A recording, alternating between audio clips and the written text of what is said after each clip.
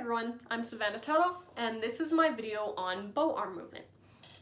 So for your bow arm movement, you want to make sure that the upper part of your arm moves as least as possible. You want to make sure that it's pretty much static and doesn't move. The movement you want to happen is in your lower arm and in the hinge of your elbow. And the reason we want this is if we moved our upper arm with our lower arm, your bow is going to go everywhere, just like this. Not going to work. So how we fix that is, let's put our instrument down for a second, just to get the movement of it. So keep your right arm steady and straight and just static. And you want all the movement to be happening with the hinge of the elbow. So the only thing you want moving is the bottom part of your arm. Just out and in, out and in, keeping this nice and steady. The other movement is going to happen with your wrist, depending on whether you're going down bow or up bow. And the reason we want to move our wrist a little like this is to, again, make sure the bow isn't going everywhere. And also to make sure that your hand is not stiff.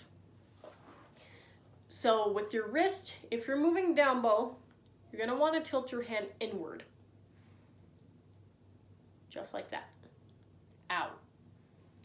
And then when you go up bow, you want your wrist to go towards your nose, almost like you're sniffing your wrist. So you go out, in, out, in.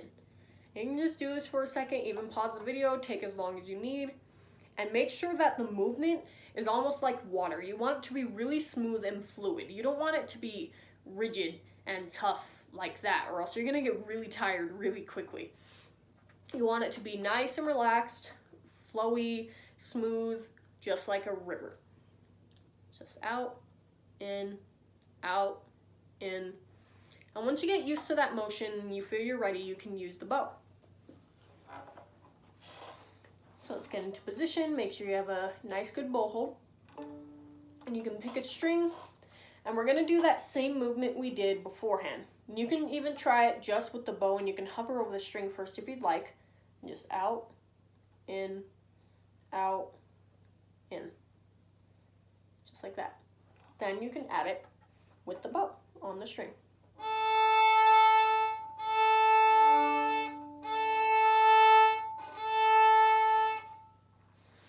And a way to check yourself and make sure that you're doing it is you can stand in front of the mirror and just do that over and over as much as you need to.